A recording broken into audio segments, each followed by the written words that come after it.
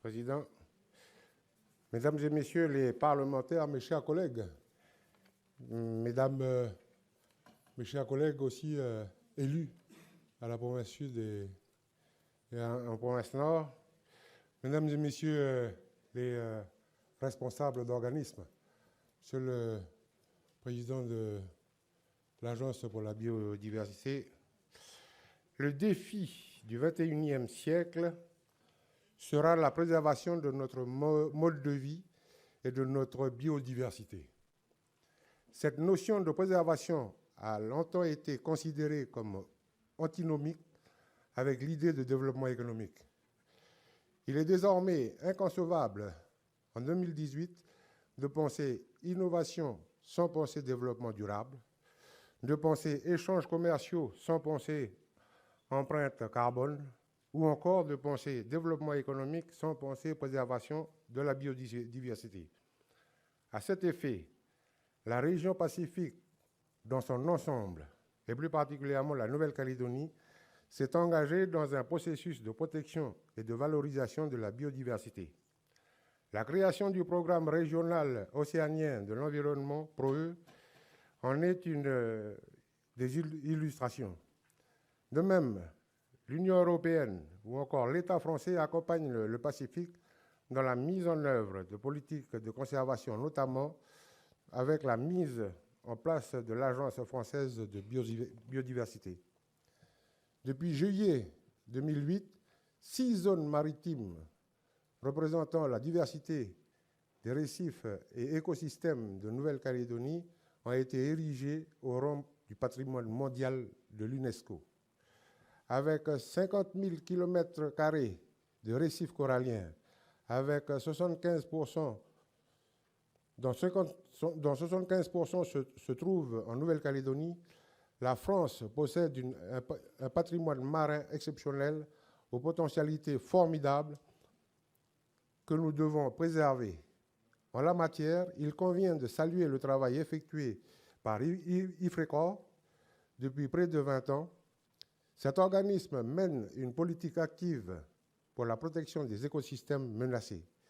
Par ailleurs, le document d'orientation NC 2025 préconise qu'une attention particulière soit portée au développement durable via la mise en place de filières économiques labellisées et une autonomie énergétique traduite par le schéma de transition énergétique adopté par le Congrès de la Nouvelle-Calédonie en 2016.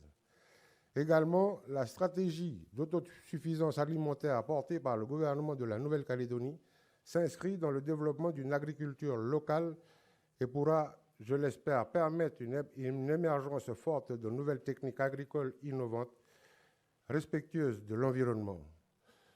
Celles-ci sont encore sous-développées dans notre territoire. Je parle notamment de l'agroécologie, du développement de la filière bio et de la permaculture.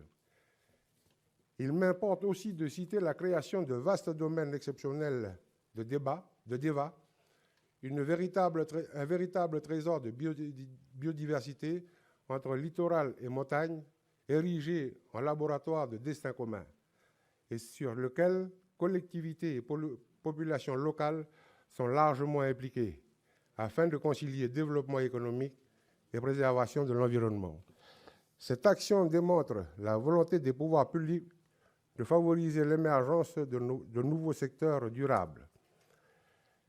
Des projets sont déjà opérationnels et je laisserai dans un instant nos intervenants en parler de façon plus précise. Je voudrais ici souligner la grande diversité d'innovations que nous observons dans les territoires français du Pacifique. Ces innovations se font notamment en agriculture à travers les activités de Vaiuti Fresh en Polynésie française. Cependant, la Nouvelle-Calédonie n'est pas en reste avec des projets en microbiologie, comme l'entreprise Biotechal, ou bien de low-tech, comme l'Aqualone, équipement innovant par sa simplicité. Le développement de nouvelles activités économiques doit se structurer à l'image de l'économie circulaire ou encore la notion de Blue Economy qui prône l'utilisation des ressources locales avec un objectif de zéro déchet, zéro pollution. Nos économies insulaires du Pacifique souffrent de caractéristiques structurelles importantes. Cependant, la solution à ces maux est évidente et en même temps si complexe. C'est par notre capacité à innover localement dans nos territoires respectifs ainsi qu'au niveau régional que nous pourrons permettre au Pacifique de se développer de manière prospère et durable. Mesdames et messieurs, les dimensions sociales, environnementales et économiques constituent les trois piliers du développement durable. Un quatrième pilier est nécessaire, celui de la diversité culturelle, pierre angulaire du développement local dans le Pacifique. Comme le président de la République l'a déclaré dans son discours à Nouméa, c'est au cœur de la culture pacifique que nous pourrons gagner cette bataille. De plus, sa volonté exprimée lors de l'élection présidentielle de pouvoir organiser une conférence internationale sur la biodiversité dans un des territoires d'outre-mer nous interpelle. C'est pourquoi, avec mes collègues de l'Assemblée nationale, Philippe Gomez et Philippe Dunoyer, députés de la Nouvelle-Calédonie, nous avons proposé au gouvernement de la Nouvelle-Calédonie que la Nouvelle-Calédonie puisse être le territoire hôte de cette conférence cruciale pour l'avenir de nos populations. Le Pacifique se doit d'être et sera un acteur incontournable dans la mise en œuvre d'un développement économique innovant et protecteur de la diversité. Je vous remercie.